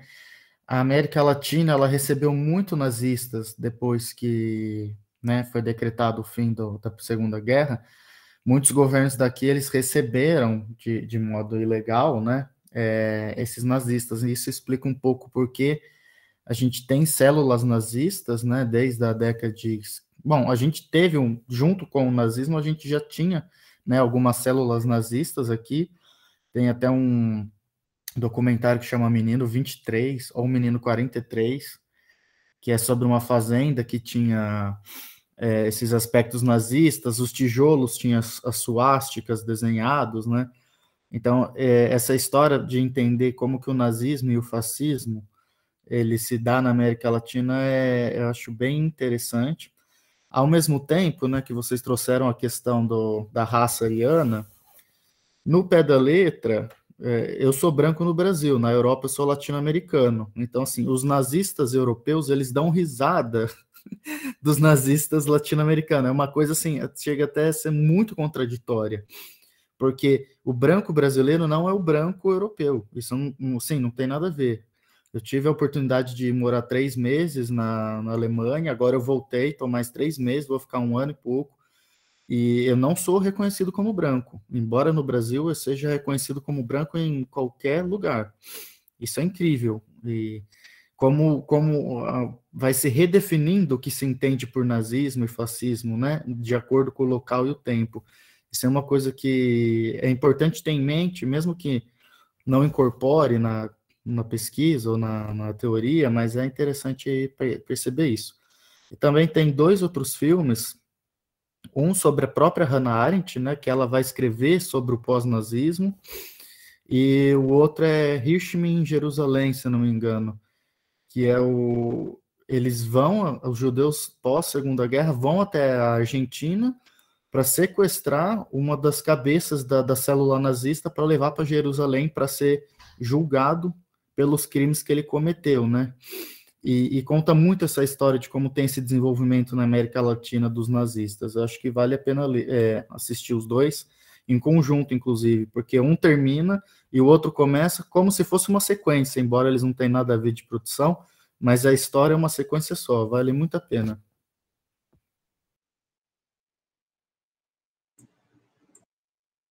Mais algum comentário?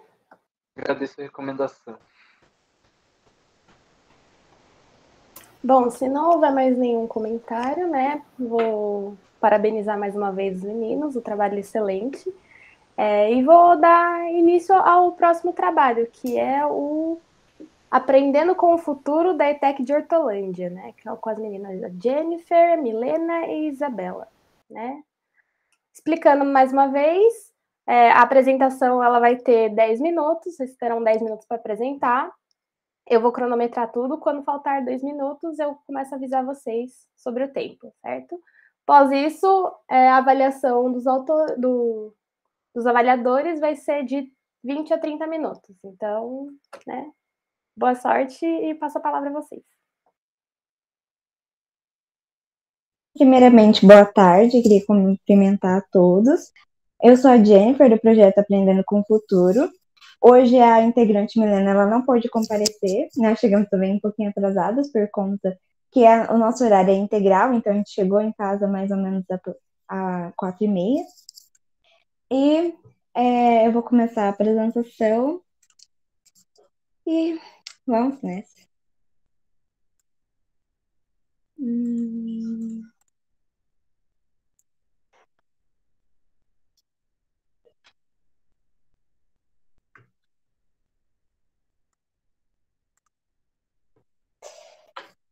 Bom,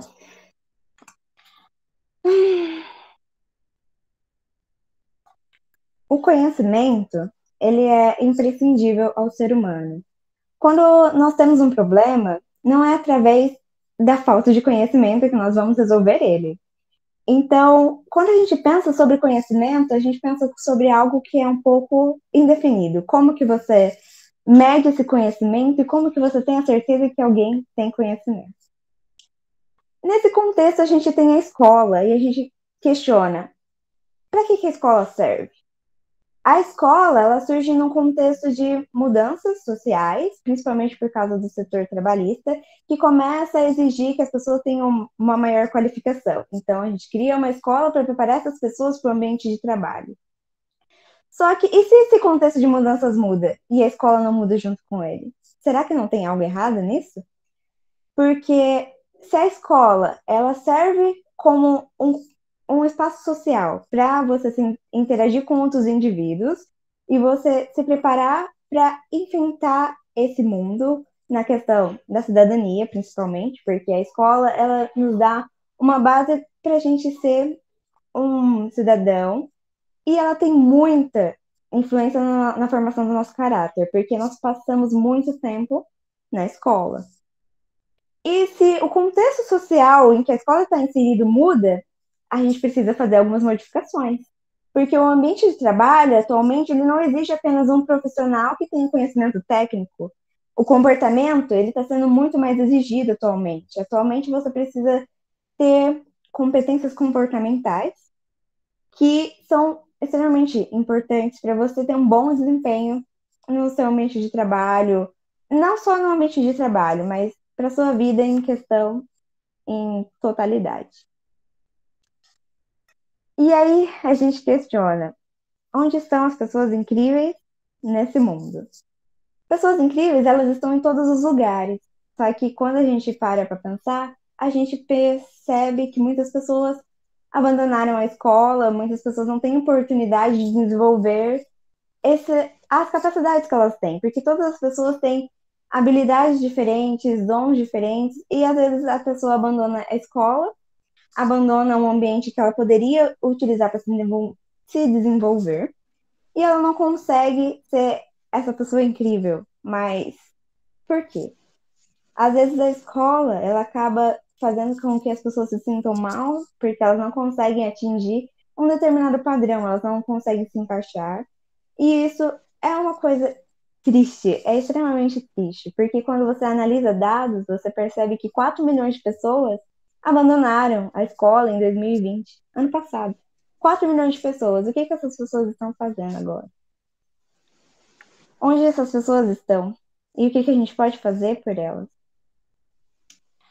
E aí, a gente se questionou, a gente parou para pensar nesse contexto. A gente olhou para as pessoas que estavam no nosso ambiente e a gente tem um questionamento. A gente perguntou se será que é possível a gente diminuir esses índices de evasão escolar se a gente modificar essa metodologia que faz com que a gente se sinta muitas vezes mal por não atingir um determinado objetivo, se a gente incentivar essas pessoas a ter uma perspectiva de futuro, porque às vezes a gente não encontra sentido no estudo, nós não encontramos sentido em muitas coisas que nós fazemos na vida, porque a gente não tem a compreensão de que aquilo é realmente importante. Nós só vamos entender aquilo anos depois, quando talvez é tarde demais para fazer alguma coisa. E aí a gente chegou na questão problema do nosso trabalho. A gente pensou em modificar uma pergunta que a gente sempre ouve quando a gente chega na escola. O que você quer ser? A pergunta não deveria ser essa, porque nós já somos pessoas e às vezes essa pergunta dá a ideia de que a gente esquece totalmente de quem nós somos e a gente tem que ser alguma coisa, e isso está sempre relacionado à profissão, não está relacionado a outros parâmetros. Porque a vida ela é muito mais do que simplesmente uma profissão. Ela é sobre o que nós queremos fazer, quem nós somos, tem várias questões além disso. E por que a escola só foca muito no ambiente profissional, mas ao mesmo tempo ela não desenvolve a gente o suficiente para atingir quais são os requisitos? Porque a gente foca muito na questão técnica e a gente esquece totalmente da parte que é realmente importante nisso tudo, que é você desenvolver você mesmo, você aprender a se comunicar. Não adianta você ter muito conhecimento e você não conseguir expressar esse conhecimento, porque as pessoas vão te interpretar mal, as pessoas não vão conseguir te entender. Você tem que desenvolver outras ideias, você tem que saber se expressar, você tem que aprender muitas coisas que às vezes na escola a gente ignora. Na escola a pessoa que não consegue acompanhar um ritmo, ela é excluída, ela é esquecida, ela é deixada de lado, e essa pessoa se sente inferior. Às vezes a gente analisa a evasão escolar e a gente pensa só na questão econômica. As pessoas abandonam a escola porque elas têm que se inserir no ambiente de trabalho. Mas tem o outro lado também, tem a questão emocional, que é uma coisa que se tornou muito mais frequente na pandemia, você não conseguir estudar, você não conseguir acompanhar, porque o seu psicológico foi afetado por causa de toda a questão social. Tem a questão do desinteresse. Mas por que você está desinteressado numa coisa que é importante para a sua vida? Simplesmente porque você não entende que aquilo é realmente importante e porque você não consegue associar o que você aprende ao seu contexto de vida real. E isso torna a escola distante do aluno. Parece que a escola e o aluno são coisas distantes, mas a escola não existe sem o aluno. E isso é uma questão muito importante para a gente se pensar.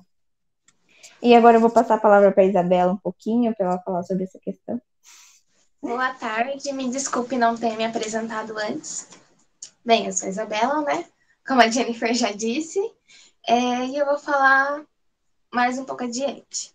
Bem, como a Jennifer já mencionou antes, o aluno, ou seja, o estudante, ou o jovem, uma pessoa que voltou para a escola, elas têm uma certa dificuldade em acompanhar por causa, principalmente, das estruturas que compõem o ser dela, como a motivação.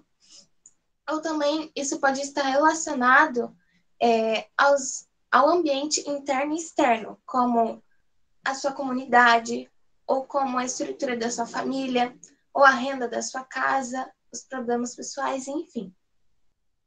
Por exemplo, se vários estudantes eles desistirem ou perderem a visibilidade do seu futuro pensando, nossa, por que eu vou aprender que cloro mais certas substâncias são perigosas, sendo que eu não vou usar isso para a minha vida? Bem, mais tarde percebemos que podem acontecer várias coisas ruins, como, por exemplo, alguém colocar fogo na sua própria casa, por exemplo. Ou também, voltando para o lado mais sério, de várias pessoas se desinteressarem e abandonarem a escola, sendo que elas poderiam estar usando o seu potencial e o seu máximo lá fora, em uma universidade, seja USP, Unicamp, ou até intercâmbio, para descobrir novos projetos, novas conquistas, ideias, para o bem da sua pátria, né, do seu país, em prol do conhecimento. Já que a gente, produz problemas a partir do conhecimento, por que não resolvê-los a partir dele também? Não é? Com isso, nós desenvolvemos uma metodologia que, infelizmente, ainda não deu tempo de ser aplicada na vida real e com um grupo específico de pessoas, né? Enfim. E nós gostaríamos de falar um pouco sobre. Primeiramente, nós queremos dar ênfase às necessidades e às diferenças de cada aluno. Pois, embora um aluno, por exemplo, de matemática não goste de português, ele vai ter que aprender um pouco para conseguir passar aquela fase, para ele ter a visibilidade que ele vai precisar daquilo no futuro e possivelmente bem próximo. Bem, temos o desenvolvimento comportamental, o que nos une a diferença, né? Como eu já disse. Temos o perfil cognitivo, como, por exemplo, alguém que aprende mais lendo do que escutando. Ou as individualidades, pois o que eu gosto, por exemplo, não é agradável aos outros, e também que todos são capazes de aprender. Muitas pessoas desistem da escola por causa da motivação, desinteresse, como eu disse. Bem, e um exemplo disso é que alguns meses atrás eu dei aulas de alfabetização para uma criança. E como eu sou bem próxima da família dela, então foi bem nítido eu perceber que certos aspectos do mau desempenho dele durante o processo de aprendizagem estava ligado a isso, a motivação. Enquanto eu estava com essa criança, toda vez que eu explicava para ela algo, por exemplo, após o A, B, vem o C. Aí ela simplesmente já começava a ficar angustiada, coitada, e falar que não conseguia aprender aquilo, embora seja a base, e ela não consegue perceber que, na verdade, tudo não passa de uma coisa que a gente vai aprendendo passo a passo. Não é de um dia para o outro. Bom, o tempo acabou, né? Considerações finais? Bem, pode falar, Jennifer? Pode falar. Tá, obrigada. Bem, de acordo com o que eu acabei de falar, novamente, a gente precisou de 3 bases. As características da sociedade, as características, ou seja, as individualidades de cada ser humano, e aprimorar as aptidões, ou seja, as diferenças de cada um, como uma forma de visibilidade e na formação de cidadãos. Por fim, criamos uma metodologia onde nós iremos facilitar a aprendizagem com base nessas diferenças. Logo, criamos um método, uma forma de avaliar, que seria... Me desculpe, mas eu vou ler, eu não me lembro. Bem, é semelhante ao da nossa escola, que nós não usamos, por exemplo, a média de 0 a 10. Nós usamos em letras, menções. Então, nós criamos N, que seria em ordem crescente, não muito bom. T, precisa trabalhar. A, aceitável.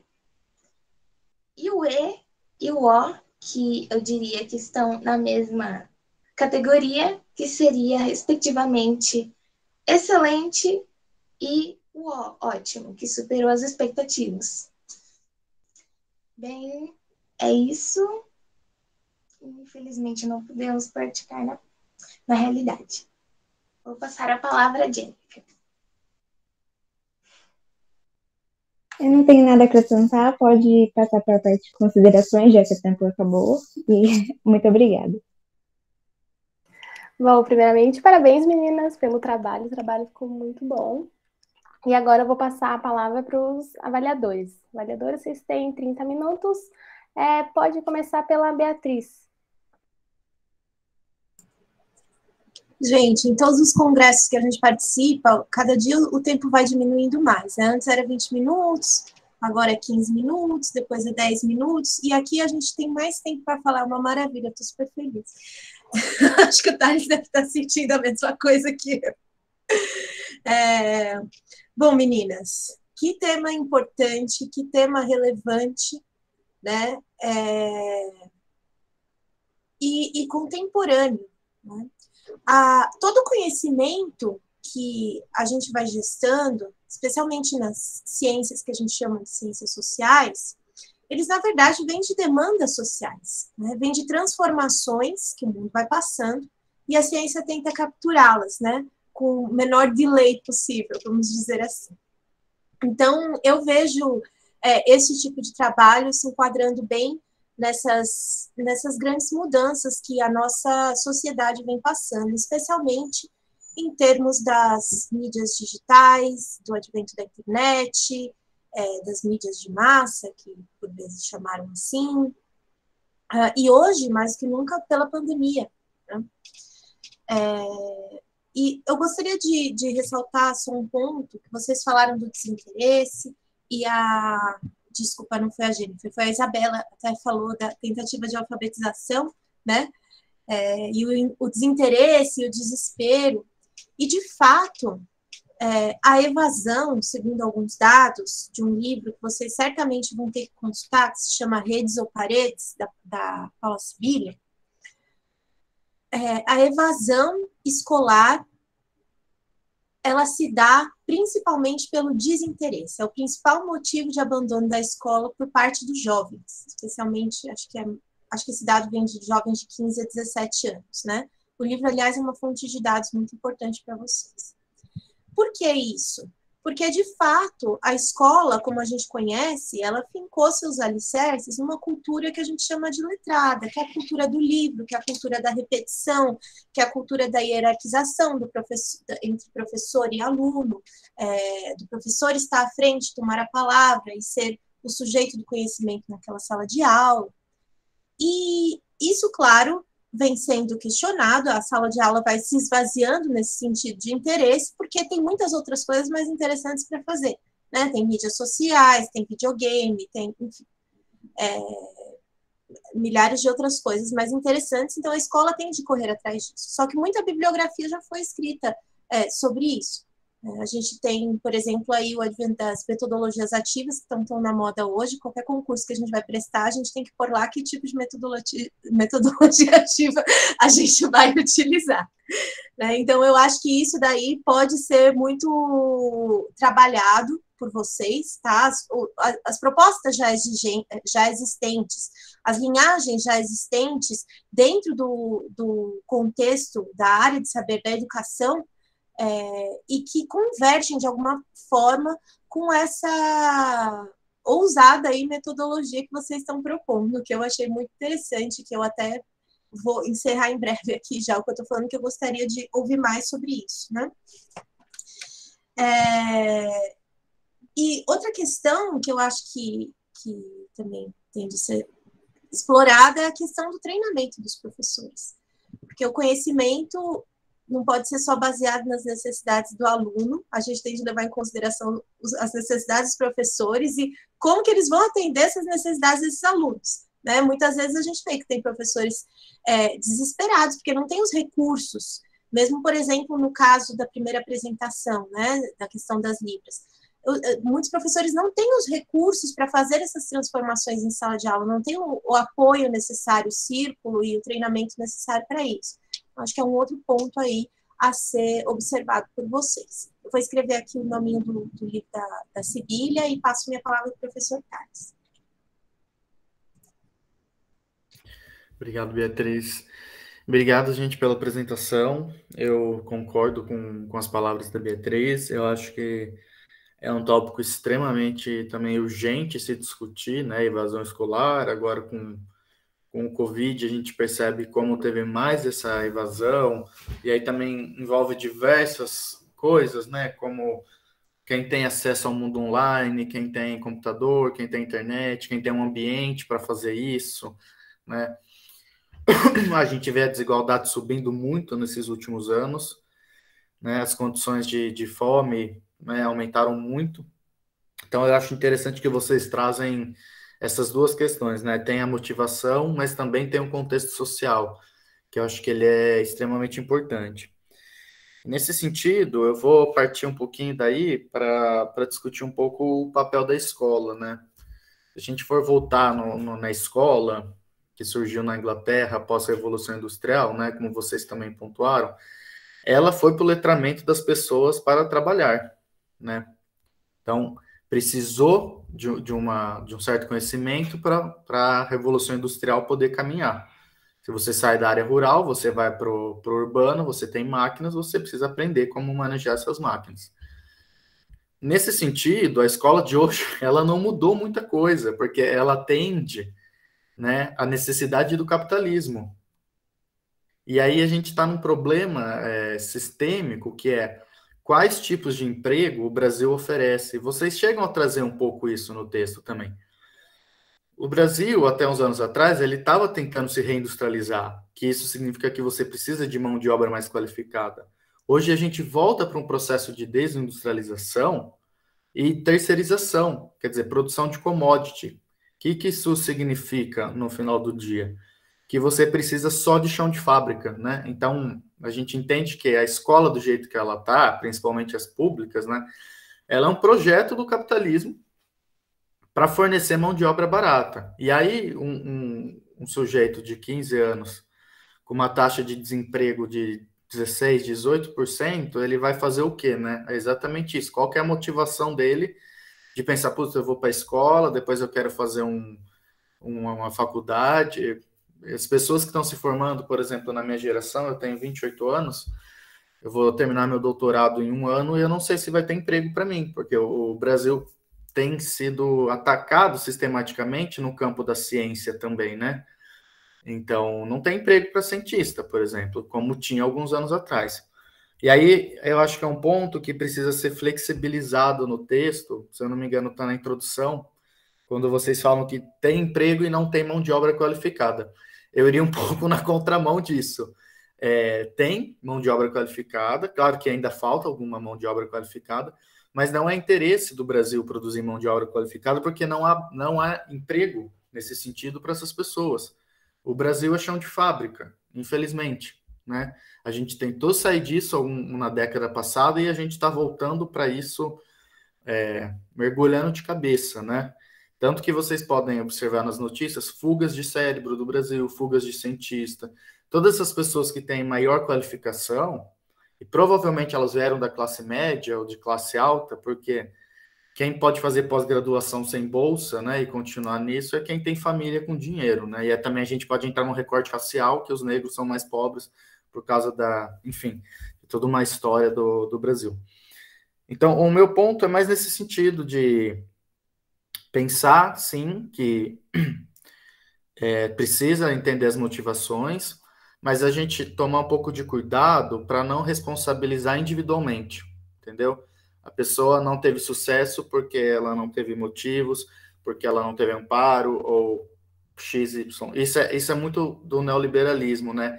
A meritocracia, ela joga todo o peso da estrutura no indivíduo.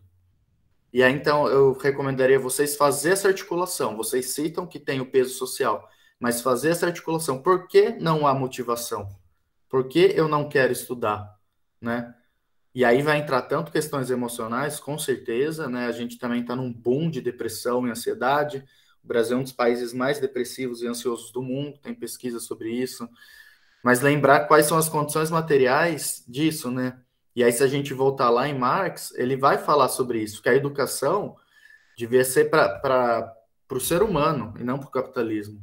E na minha visão, a gente ainda está... O pobre tem educação para o capitalismo, o rico tem as metodologias ativas para dominar as classes pobres, né? Eu acho que isso, se você pega as metodologias... Isso é outra coisa que acho que é importante vocês refletirem, né? Essa metodologia é para quem? Né? A reflexão crítica, né, Thales? Exatamente. Existem muitas metodologias que você vai numa escola, é 5, 6, 7 mil reais para você matricular seu filho de 5 anos. Se você vai no contexto de São Paulo, é um absurdo. E aí eles são ensinados a pensar fora da caixinha, a fazer isso, aquilo, né? Maravilhoso, mas é restrito para 0,2% da população. Bom, dito isso, a minha colaboração da parte da sociologia, que eu sou sociólogo, né? Então a gente sempre vem com um olhar bastante estrutural também. Eu acho que você já tem um trabalho super bacana, robusto, né? Com um tema extremamente importante, né? Como fazer o aluno ficar na escola e que tipo de educação a gente quer. Não sei se vocês pegaram a última discussão, né, com outro grupo. Existem educações, né? E que tipo de educação que a gente quer para a sociedade, enfim, para o futuro. Obrigado, gente.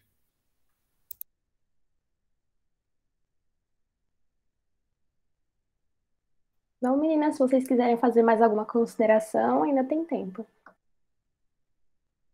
Eu gostaria de agradecer pela colaboração de vocês. Eu achei muito interessante as colocações que vocês falaram, porque a gente apresentou em outra feira e foi totalmente diferente. Foi mais... O tema é legal, mas não é isso que vocês deveriam estar fazendo. Mas adorei a perspectiva de vocês, dá para acrescentar muito ao nosso trabalho. E eu queria falar um pouquinho sobre a ideia do método, que ficou um pouquinho bem superficial, porque o método em si, de avaliação, que foi basicamente o nosso foco, porque na nossa escola, por exemplo, a gente é avaliado por menções. Isso é consideravelmente melhor, porque você se sente, não foi 0, 10, e você não está sendo avaliado por um número. Mas mesmo assim, quando as pessoas tiram a menor menção, elas acabam se sentindo frustradas, porque às vezes elas se esforçaram muito e elas não conseguiram. E aí tem uma frase de Albert Einstein que a gente colocou no trabalho que fala sobre essa questão de você ser avaliado pelo que você consegue fazer. E a gente trouxe essa ideia de, vamos pegar um exemplo. Se uma família de pessoas que estão acima do peso, eles realizam uma competição, vamos todo mundo chegar no nível ideal de peso. E tal pessoa tinha 100 quilos, a outra tinha 120. Uma perdeu 10 e a outra perdeu 4. Para você descobrir quem perdeu mais, você não vai considerar só o número, você vai analisar uma porcentagem, você vai analisar o quanto essa pessoa tinha e quanto ela perdeu.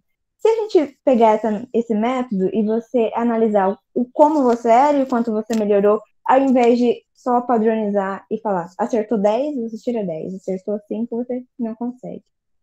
E é basicamente isso a ideia do método que eu queria colocar.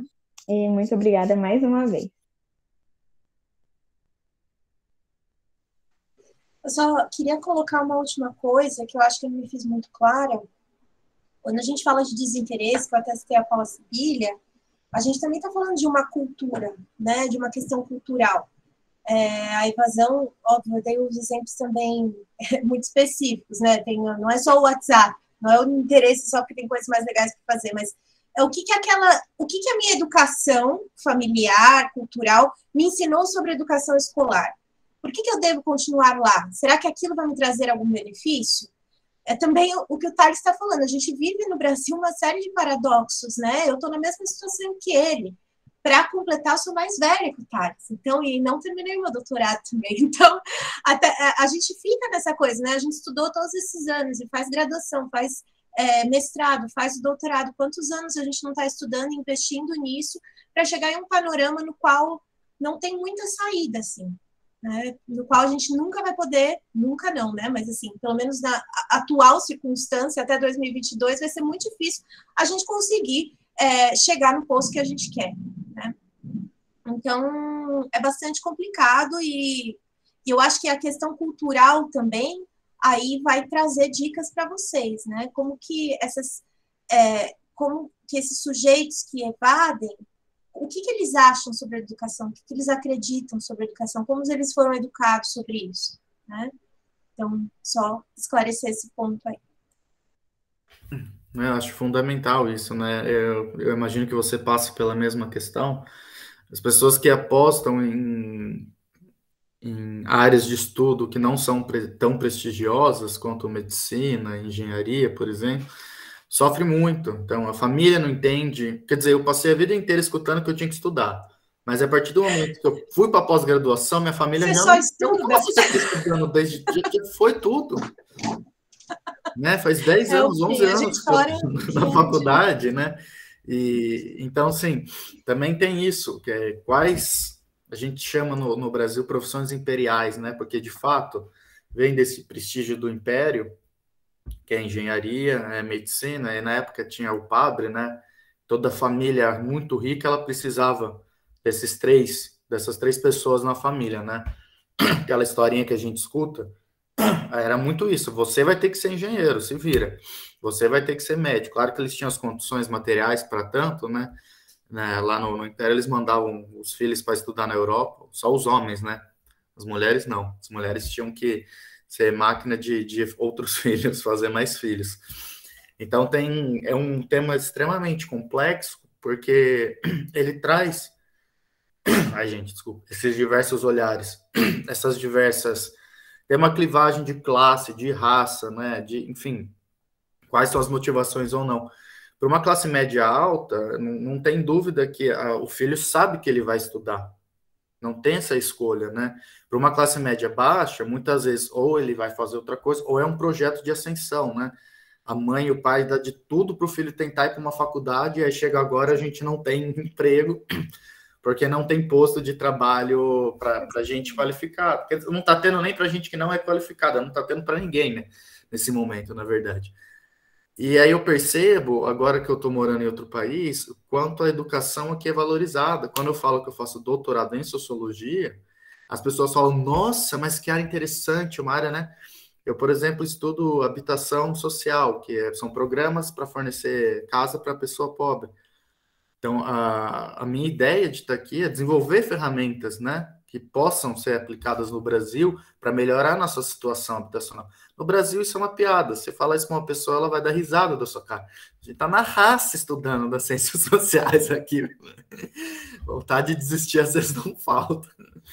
Mas então é isso. Mas não vamos desanimar eles, tá? Não, é muito bonito. É uma profissão muito bonita, mas no momento não tá fácil. E é uma profissão crítica, né? Então é a primeira profissão atacada. Filósofo, historiador, geógrafo, ciências sociais, né?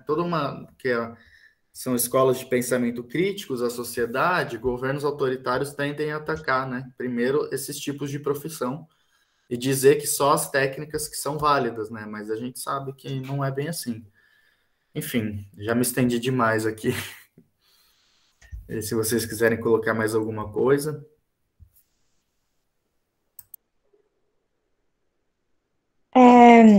A Beatriz tinha citado a questão de ajudar os professores, e eu tinha pensado nessa questão também. Aí a ideia do projeto era desenvolver um site, a gente começou a desenvolver esse site, e para poder colocar um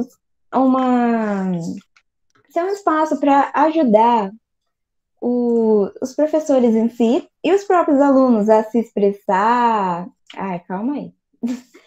Um espaço, tipo, que os alunos pudessem se expressar e que os professores pudessem compartilhar o que eles fazem uns com os outros. E eu acho que não vai funcionar em tela cheia, mas... E aí a gente começou a desenvolver um site, tá em fase de... precisa de algumas alterações nele, e a gente colocou alguns arquivos, como desenvolver a criatividade, algumas coisas para começar a ajudar os professores. Então a gente pensou também nessa questão do corpo docente, a gente não desconsiderou, porque a gente sabe que os professores têm muita dificuldade também, não é só o aluno. E é isso. Desculpa por ser tão atrapalhado. Bom, se não tiver mais nenhum comentário final, né, eu encerro aqui a apresentação, né? Eu pediria carinhosamente para vocês abrirem as câmeras para a gente tirar a foto para a feira, não é mesmo? E depois disso fica aberto para quem quiser ficar aqui e conversar mais um pouco, né? Parabéns para todos os grupos, né? Os trabalhos foram muito bons e tão bons que a gente esquece que eram do ensino médio, né?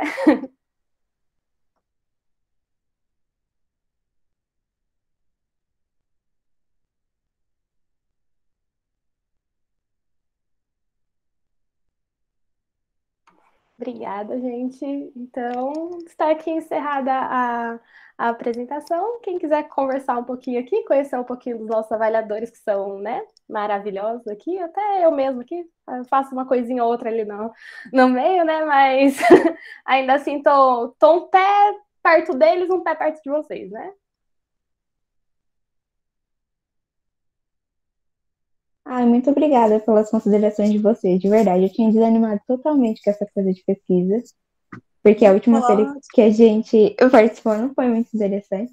Até deixei de me inscrever em outras feiras. Mas foi porque, eu acho que, não sei, enfim, algumas pessoas. Sabe quando a pessoa é professora e fala que o seu trabalho não tá bom? Acho que muito desanimada. Mas isso, Jennifer, a gente ouve até quando a gente está no doutorado, então não tem problema. Até quando a gente está assim, já saiu Em da qualquer escola, lugar. em qualquer lugar. Sim, sim. Pessoa para criticar o seu trabalho vai existir. Criticar não é problema, eu adoro ouvir crítica. Não, é que tem que ser uma crítica Só generosa. que, eu tipo, entendo. falou,